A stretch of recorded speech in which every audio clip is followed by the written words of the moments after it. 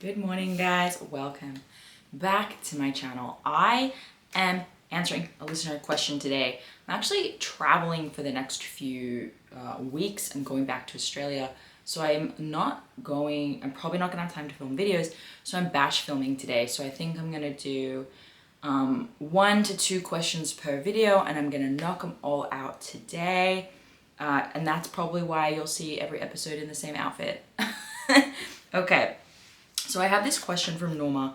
I haven't read it yet. You guys know me, I rarely read them, but she's emailed me this question twice, so I know she's super keen to get an answer. So let's dive in and see how we can help Norma. I think it's Norma. Oh, Naomi. You guys. Naomi! Sorry. In my defense, your name isn't in the email send form. It's just I had to scroll down to the bit where you sign off with love. Noemi, I think it actually is. Guys, Noemi. I think that's an Irish name, and I'm probably saying it wrong too. So you know what? Let's just go with it. Here we go. Hi. I'm Noemi from Spain. So she's not Irish, but I have met people with that name who are Irish. And I'm writing this email because I don't find any other way to get help. I hope I'm not being too boring and common, as well as explaining me correctly, even though English is not my first language. Okay. I have too many questions and things to say, so I'm sorry if this takes too long. I'm 20 right now, and I've been a year and a half with no period. It happened to me before, but it was because of an ED. I recovered my period after 11 months of amenorrhea, and all was perfect. Another time, due to anxiety, I lost it again during 4 months, but my psychiatrist gave me some pills for anxiety, and it returned back in a month. This time is different. Yes, last year was tough. I restricted again, not as much as the first time, and I kind of pushed myself a little bit hard on exercise. What happened is that I compare it with my ED, and for me, it seems like nothing, but it was. I love that point. You compare it to your old self, you feel like this shouldn't be a problem. When my psychologist told me I had lost weight, that alarmed me and made me start taking some actions. Not enough, I have to say, but they were something.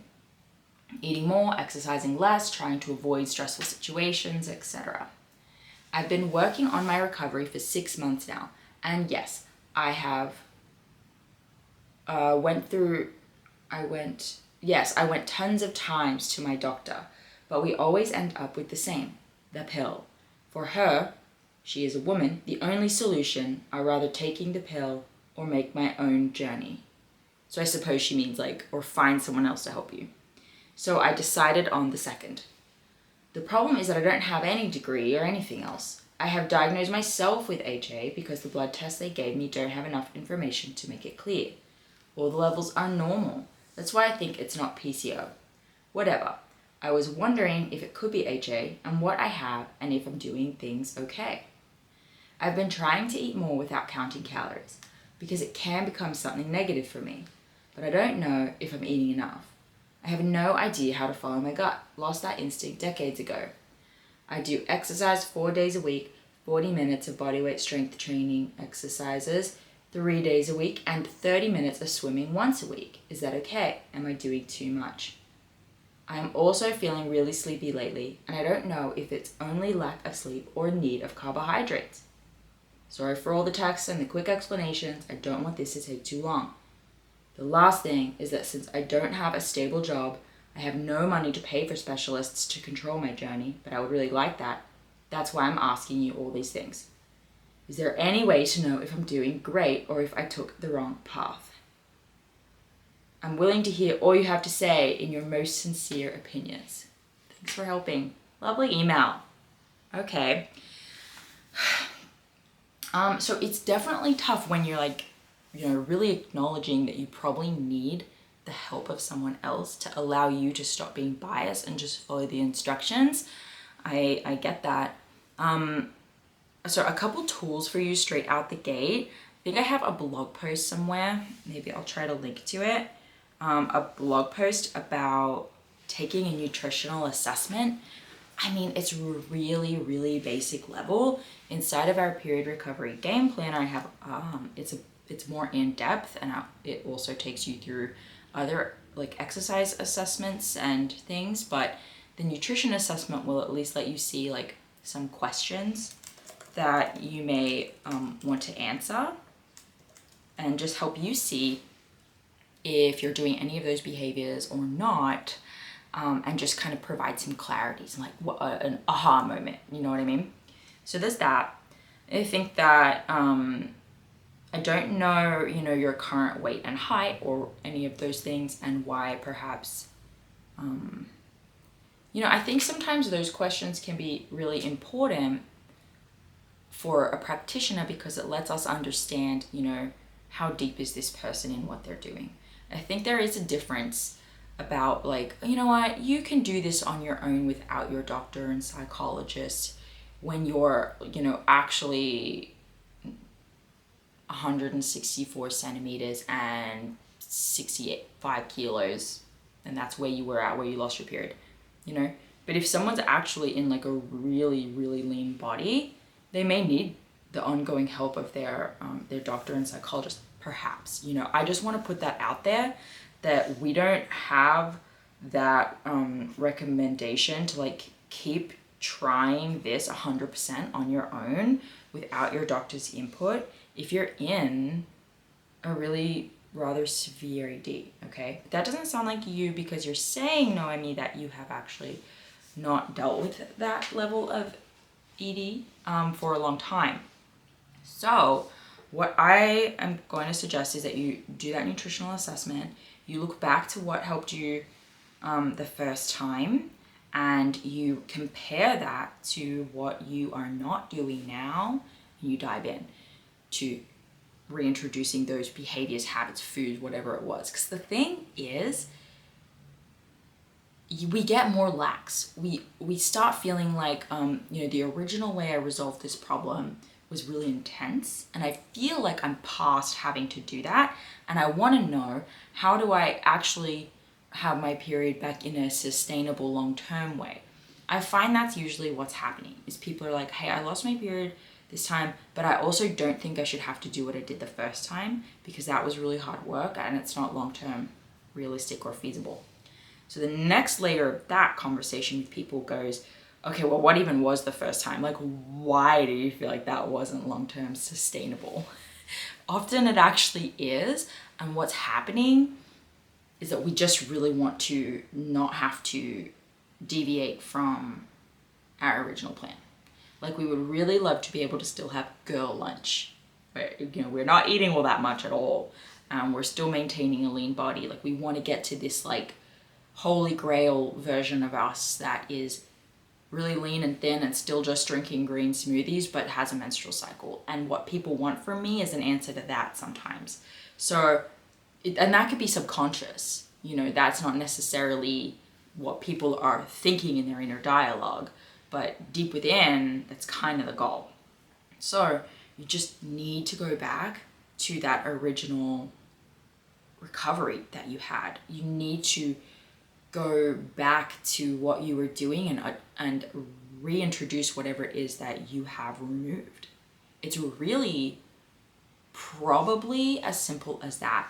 Because when we say things like, oh, I lost my cycle the second time due to anxiety, it's like, did you? Or were you going through a stressful time and the only way you had to control the situation was to go back to controlling food, consciously or subconsciously? Anxiety on its own will not make you lose your period. What behaviors the anxiety causes will. And we only have so much stress we can handle in a day. So often when anxiety and stressful situations come up, lifestyle changes need to happen. So if you're having a happy-dappy life going along and you're working out regularly and you're eating, in a way that is creating some kind of leaner body. And then boom, life changes. We have exams and they're really tough, or someone, something happens to someone in our personal life and now things get stressful. Well, you can't just stack those things on top and continue living your life. Especially someone with this history. You need to always be playing a little bit of sliding scale, right? You have 20 energy stress points a day. If you have another one come in and you can't control whether it's coming or not, right? Exams, things that are outside of your control in terms of whether or not they're happening right now, you need to choose other things in your life to come off the table. You can't still be exercising 4 days a week and handling all those things, right? So there's one thing for you to consider. Then we have how much exercise you're doing. Okay, I've been trying to eat more without counting calories. I don't know if I'm eating enough. I have no idea how to follow intuition. I do exercise 4 days a week. It's 40 minutes of bodyweight strength training, 3 days a week, and then 30 minutes of swimming once a week. Haven't even asked you about your step count, about the body weight exercise stuff, 40 minutes. Sets and reps. How intense is it? How are you feeling throughout it? Is it bodyweight strength training that's actually in a Tabata or a HIIT style? It's probably too much, right? If you do not have a menstrual cycle, and you've been a year and a half, yes, the exercise is too much. Story time. Just this menstrual cycle. Okay, so I have recently, many of you guys know, gotten into playing pickleball more often. So my HA passed. Back in the day I was a weightlifter and I trained like 6 days a week and I drove myself into the ground. Since then till now, I've really done very little exercise. When there was a time where I did go back to weightlifting. I only went 3 days a week, just kind of after work, casual, never really pushed it, that kind of stuff. And then this time around, I had some time off and I've actually started doing some like pickleball. And I was training a lot, like just playing socially. I call it training. And it was like pretty cardiovascular, and I wouldn't say I really increased my food all that much. Just like, I'm really lax about these things. I'll wait and see if the cycle sucks. Okay, I'll increase food. Sometimes I'm just very fine to wait and see these types of things. And I'm not slow to take action when I do see the evidence. So anyway, I have a cycle and the bleed is really light. I'm like, oh, okay. I'll do this, I'll do that. The next month, I actually have another light bleed and my boobs are a little bit more sore and I experience mom rage at my child. So I'm like, okay.